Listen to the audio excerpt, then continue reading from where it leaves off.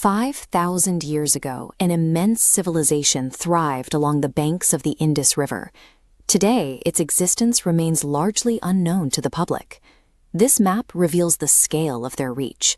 At its height, this empire dwarfed the territories of ancient Egypt and Mesopotamia combined.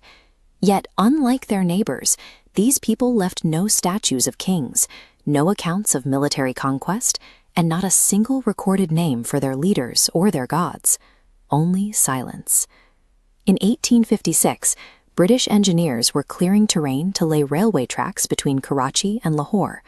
While digging, crews uncovered thousands of uniform, baked red bricks. They began using these ancient materials as a foundation for their own iron tracks. They were unknowingly crushing a 5,000-year-old metropolis to build a 19th-century railway line. It wasn't until 1921 that archaeologists finally excavated the sites of Mohenjo-Daro and Harappa, revealing the true nature of the ruins. Modern humanity had paved over an ancient megacity before realizing it even existed. Mohenjo-Daro was built with surgical precision. Its streets were laid out on a grid, mirroring the urban planning we see in Manhattan today.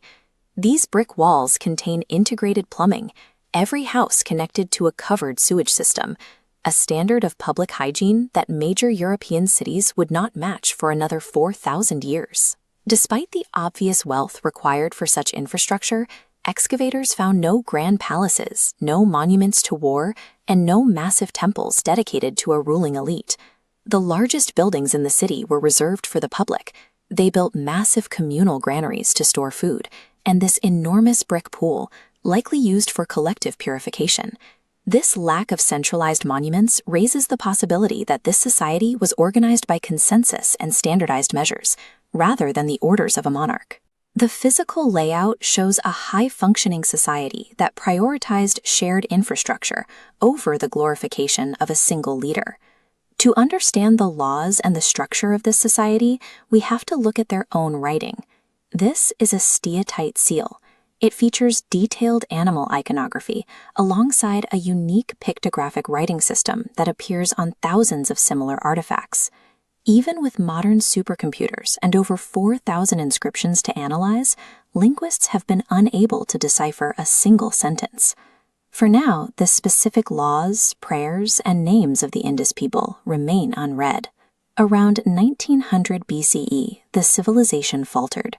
These highly organized megacities were abandoned and left to the elements.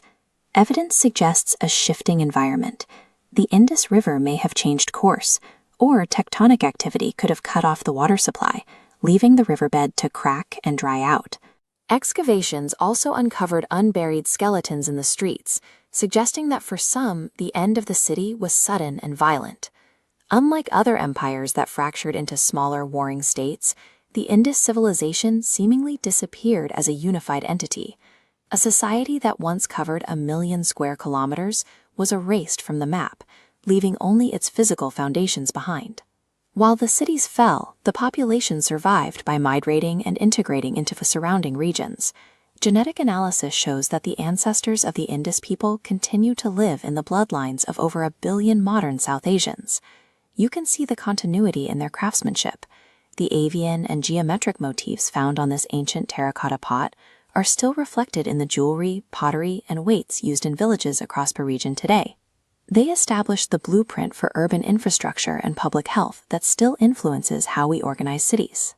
The Indus Valley demonstrates that a society's most lasting impact isn't found in monuments to its kings, but in the systems it builds to sustain the lives of its people.